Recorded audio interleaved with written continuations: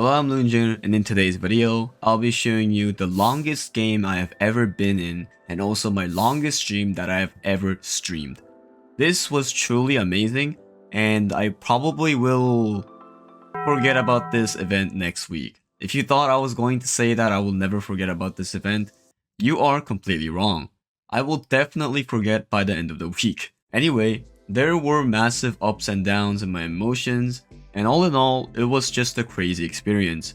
Also, the stream lasted for like 15 hours total, so like the first 2 or 3 hours I was able to record while streaming, but after some time, I realized that this might take way longer than 6 hours.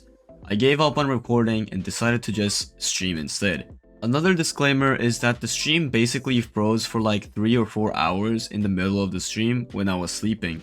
I would like to apologize for this inconvenience, but at that point, people were just listening to old NCS songs, so yeah. Now, I think it's time to introduce my little journey of learning a new support and actually getting past Wave 2000. Something that I thought I would someday achieve, but probably not this soon. Enjoy.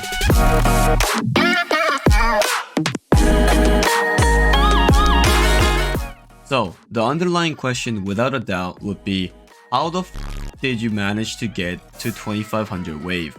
Well, it's simple. Lunar and Sword equals kaboom. But wait, there's more. This setup you see on screen is the best setup there is known to mankind. This setup just has everything in it.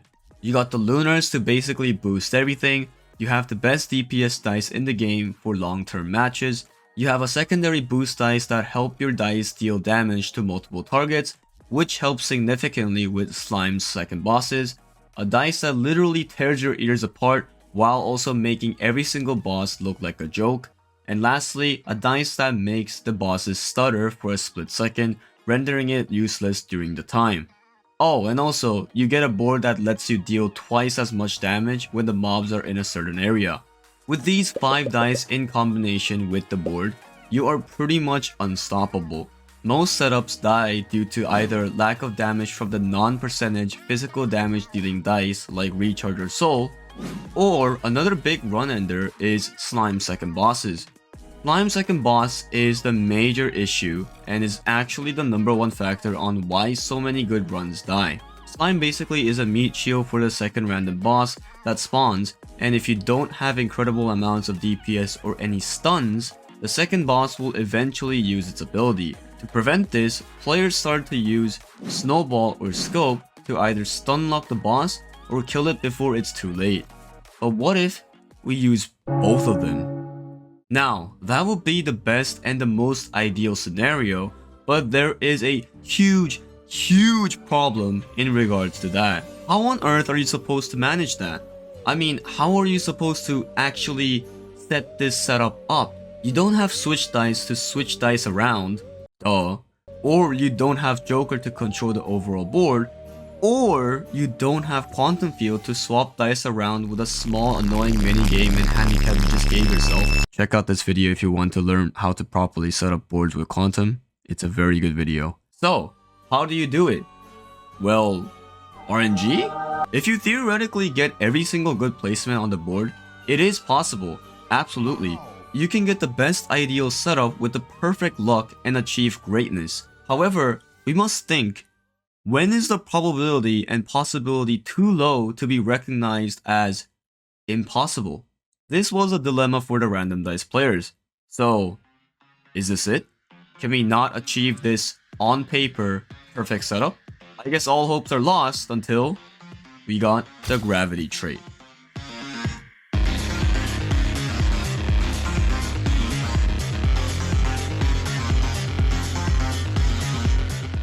Gravity trait essentially targets a dice that is the same pip or lower and splits the dice into 2, lowering its pip by 1. So, for example, a 4 pip will turn into 2 3 pips, and 2 pips will turn into 2 1 pips. This was revolutionary as we never had a dice that can manually lower dice pips in co-op. We always had Assassin that only increased the pips, not lowered them. Thanks to the introduction of Gravity trait, we were able to finally lower the pips. You might be wondering, How does that help in any way, shape, or form? Why are we trying to lower the pips? It is because when we set up, we can practically delete the dice we don't actually want. Also, upon splitting the dice, it also changes the dice as well. So it's basically Assassin and Royal combined. This allows it to give more opportunities to actually spawn dice that the DPS needs. It might sound all tricky at first, but just look at this gameplay where I finally realized how to do it. But I'm trying to split a 3-pip. I'm trying to split that, right? So I'm trying to make all the others not a low pip, if that makes sense. So that's fine. That is also fine. I will do that. This needs to be...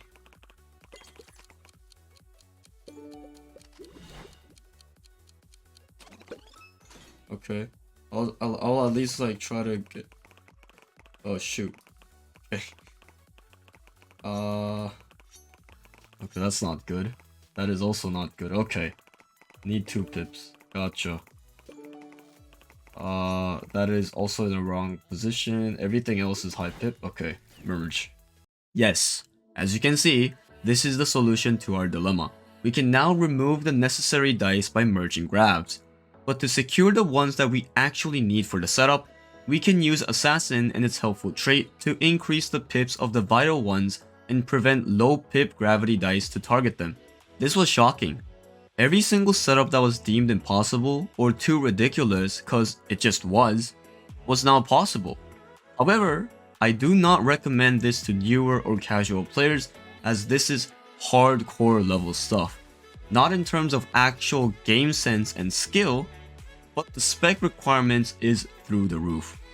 For the DPS, you want class 12 Lunar, at least class 13 Holy Sword to see the benefit of this setup, max level Void, class 15 Snowball which is a must, high class Soul Dice, and preferably high class Scope. For the support, you need class 10 or higher Timewinder, Assassin, and Gravity. For Assassin and Gravity, it makes sense due to the trait unlock at class 10. But for Timewinder, you need to have a high class Timewinder to successfully support this setup as you don't bring metastasis. So in my own run, I ran out of SP twice and I had to take a small pause before resuming to play the game. That is basically the introduction to this support. I will now guide you throughout the gameplay to further provide information on what is going on. Dude, I don't know. I don't have SP. I don't know if I can do this anymore. Should I think I should save some SP, don't you think? This is where I hit my first problem. I don't have any SP left. Newer players will still try to spawn whenever they get SP to support the DPS. This is good, however, this is a bad play in this case. The number one reason why you should let your board die to bosses and restart after saving up SP is because of Leons and Magicians. They will completely ruin your setup and will cause you to lose more SP down the line. Also, after you saved up plenty of SP, make sure to spawn them after Leon waves so that Leon doesn't instantly remove the 1 pips from the board. In this case, the second boss of wave 113 slime was Leon and the DPS got hit. Okay, you are juiced up, my man. Wow, I did not expect you to get hit. Alright, I guess it's time to start working. Oh my god. And then get rid of the 2 pip. Activate Lunar and live. Yeah, no, okay, merge. What? Dude, you said it targets the top one. So, as you can see, it turns out Grav doesn't focus on the highest pip possible. JH, prior to this game, has told me that Grav will always target the highest pip possible with its own pip count. So a 2 pip Grav will always target a 2 pip dice rather than 1 pips if it's available for targeting. Well, as you can see from the footage, it is clearly not the case. Wait, did you lie on purpose or like... JH, stop throwing the game! Hold on.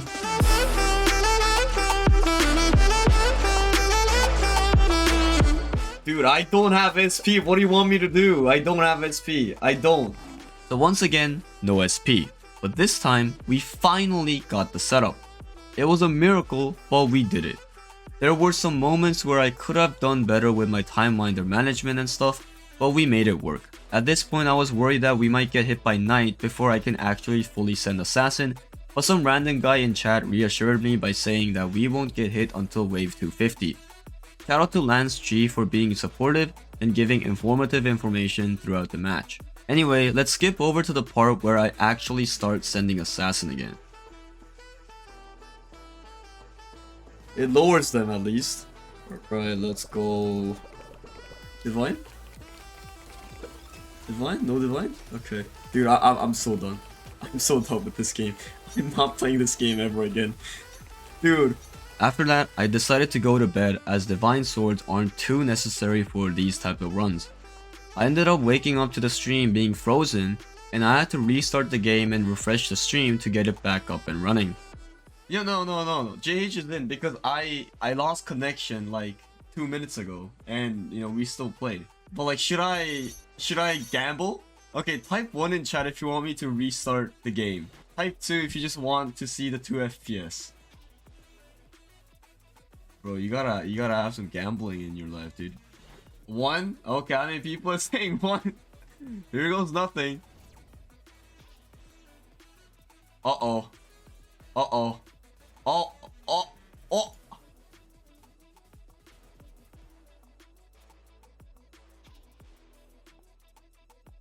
Okay. I hope JH doesn't quit. Or I'm gonna close BlueStacks and I'm gonna reopen it. I don't even know what's happening, dude. My BlueStacks just wanted to like die. Okay. Yes! Yo! We fixed it, let's go! Also, the rest of the footage is lost due to my stream being frozen. At the end, I saw that I had a bunch of SP, so I decided to go for Divines. Alright, maybe, because I got my FPS back, maybe I should go for Divines. Dude, what if the game actually doesn't end because of that? Oh no. We'll see. We'll see if I can get Divines. I mean, I have a lot of SP, so...